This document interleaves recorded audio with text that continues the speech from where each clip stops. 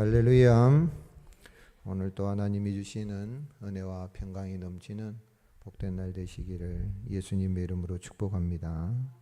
오늘 읽은 말씀 1절에서 4절 말씀에 보면 여호와 하나님은 이사야를 통하여서 모압이 하룻밤에 망하여서 황폐하게 되고 바익과 디본 신당에 올라가서 울고 헤스본 엘르알레에서 부르짖게 될 것이다 라고 그렇게 경고하십니다.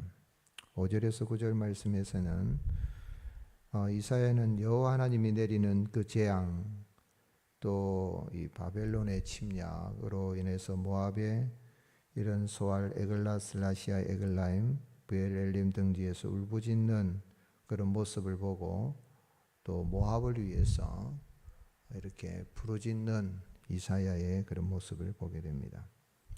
그래서 오늘 본문에서 우리 하나님 어떤 분이십니까? 여호와 하나님은 택한 백성은 징계하시는 가운데서도 반드시 구원하여 주시지만 유기된 자들은 버리시고 심판하시는 하나님이신 것을 알 수 있습니다.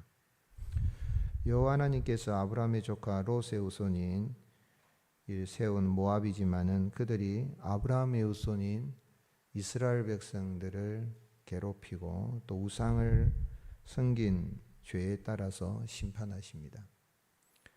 친족이라 할 수 있겠죠. 모압은 아브라함의 조카니까. 그런데 그들은 이스라엘을 이렇게 이스라엘 주변국으로서 괴롭히면서 우상을 섬긴 그러한 나라입니다. 그래서 여호와 하나님은 모압의 수도 모압알 또 모압의 요새인 모압 길이 하룻밤에 망하여서 황폐하게 될 것이라고 말씀하셨는데 하룻밤에 망한다는 이야기는 문자 그대로 간밤에 다 망한다는 그런 의미도 있을 수 있겠지만 그것보다는 순식간에 하나님이 심판하심으로 말미암아 신속하게 멸망하게 된다는 이야기입니다. 그래서 하나님의 그 심판으로 인해서 모압 백성은 울고 통곡하고 머리카락을 밀고 수염을 깎고 굵은 배로 이렇게 몸을 동이고 애통하고 심히 울고 크게 부르짖는 그 군사들마저도 그 혼이 흔히 하는 말로 혼이 나갔다 그러잖아요. 혼이 떨리는 정신이 없는 그러한 일들이 일어나게 될 것이다 라고 그렇게 경고하신 것이죠. 그래서 니므림의 물이 마르고 풀이 시들었으며 연한 풀이 말라 청청한 것이 없음이로다. 그러므로 그들이 얻은 재물과 쌓았던 것을 가지고 버드나무 시내를 건너리니 이는 곡성이 모압 사방에 들렸고 슬피 부르짖음이 에글라임의 부르짖음이 브엘엘림에 미치며 그랬어요. 여기 에글라임에 이르고 또 그 부르짖음이 브엘엘림에 미친다는 이야기는 이 북쪽에서 남쪽, 결국은 모압 땅 전체죠. 모압 땅 전체입니다.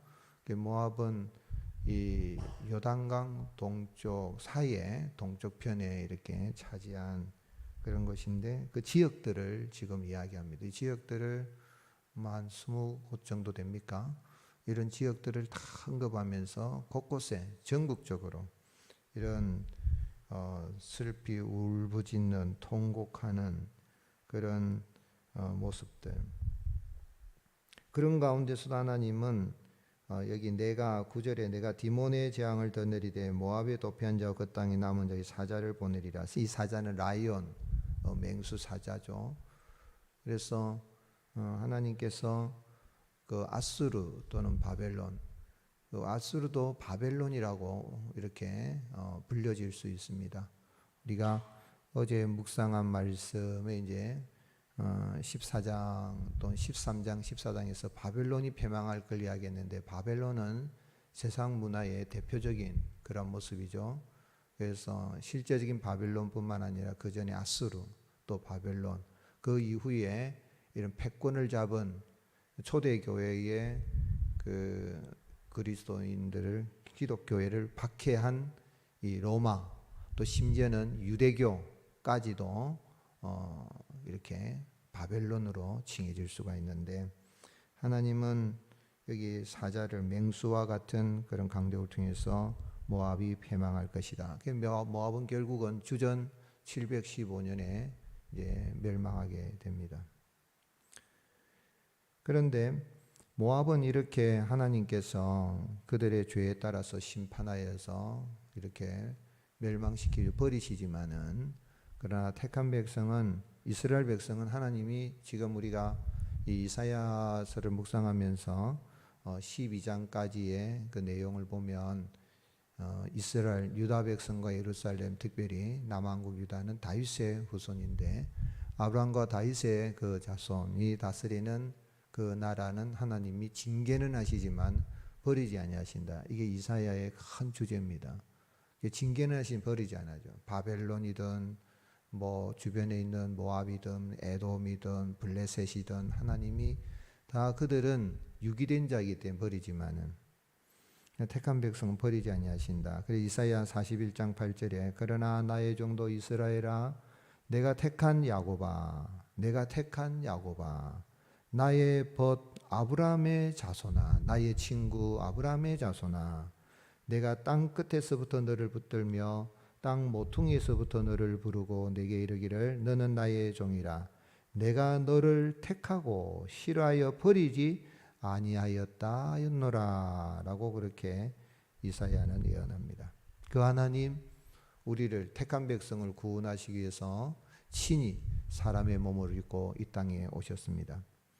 우리 예수님께서 자기 아들을 위해서 혼인잔치를 베푼 어떤 임금이 종들을 보내어서 잔치에 초대한 그 비유, 잔칫날이 돼서 오라 그러니까 이 핑계 저 핑계 대고 안 오는 거예요. 뭐 장에 가야 된다, 뭐 소를 사서가 테스트해 봐야 된다, 안 오는 거예요. 핑계 대는 거죠. 그러니 종들을 보내서 선한 자나 악한 자나 길가에 가서 다 데려오라 그래요. 다 데려왔는데 이제 잔치를 하는데 왕이 와서 보니까 그 왕의 그 잔치에 참여하려면은 그 예복이 있습니다. 지금도 실제로 그 유럽이나 이런 데 가면 어떤 그 레스토랑이나 이런 데 갈 때는 옷을, 정장을, 자켓을 입지 않고 가면 나가라 그럽니다. 그 예복을 입어야 되는 거예요. 그 수준에 맞게. 결혼식에 갈 때도 마찬가지잖아요. 그런데 체육복 입고 가보세요. 누구 결혼식 망칠 일이냐고 뭐 이렇게 하면서 그 어떤 옷을 이렇게 단정하게 하는데 예복을 입어야 되는 거예요. 잔치에 참.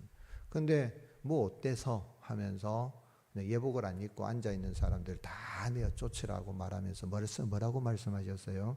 마태복음 22장 14절에 청함을 받은 자는 많되 택함을 입은 자는 적으니라.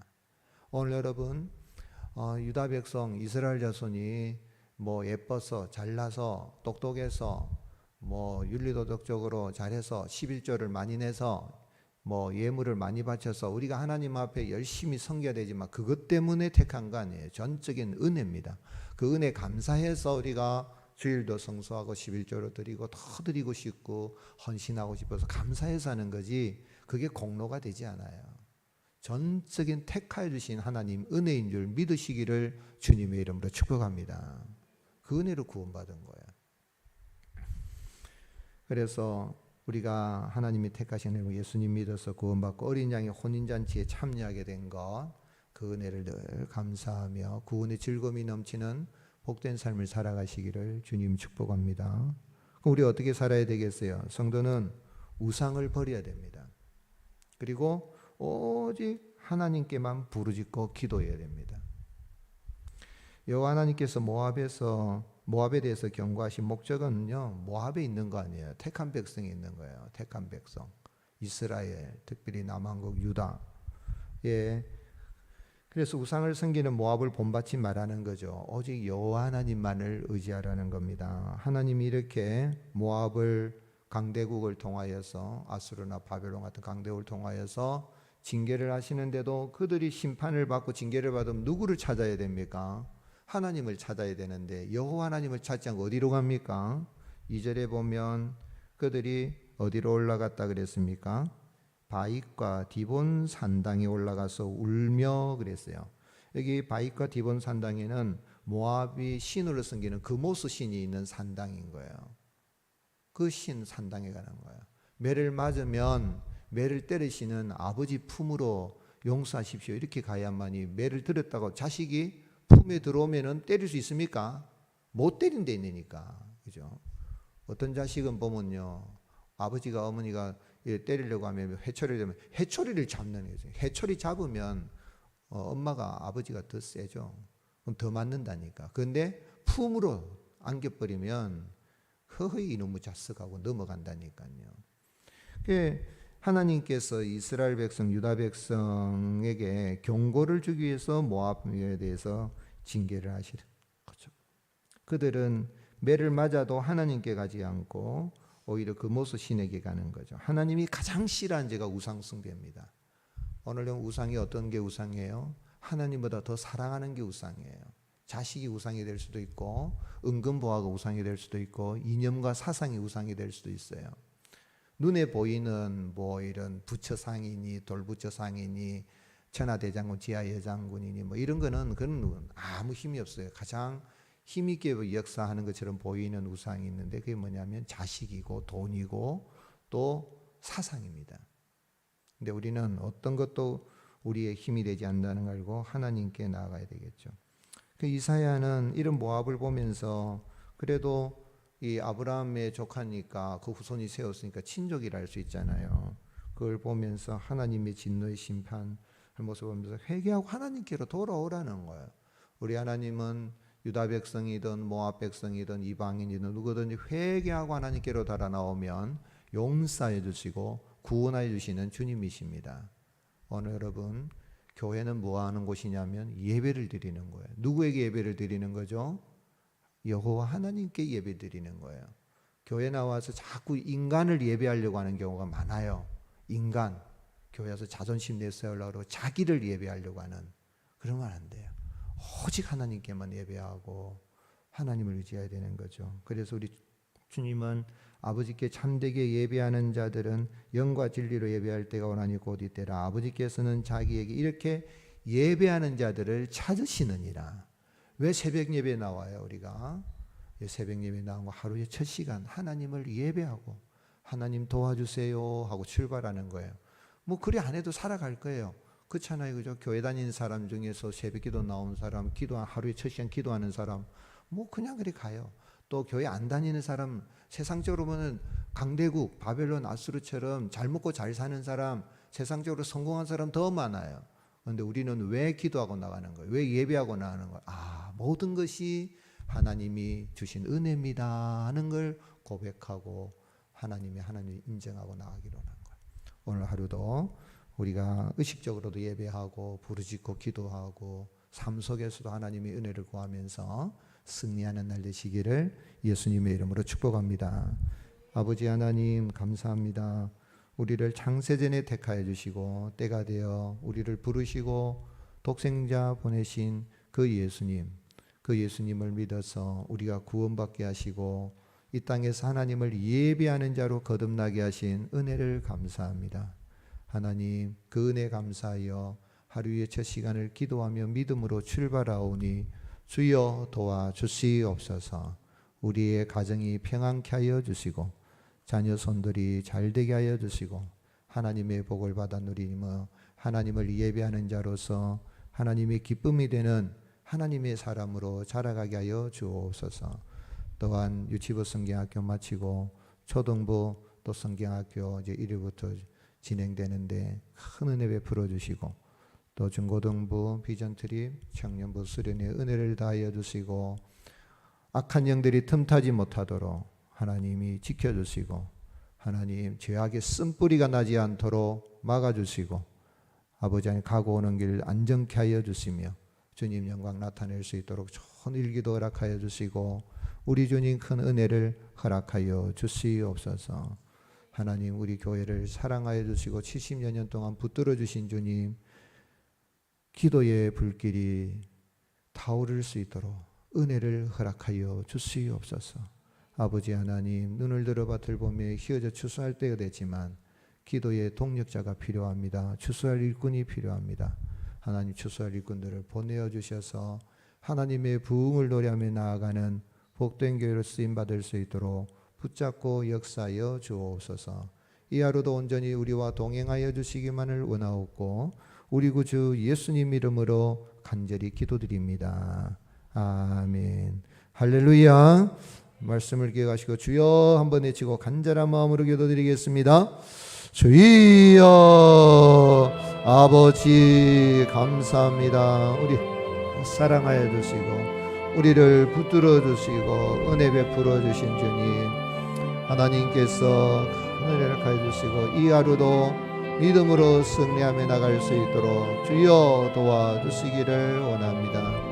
하나님께서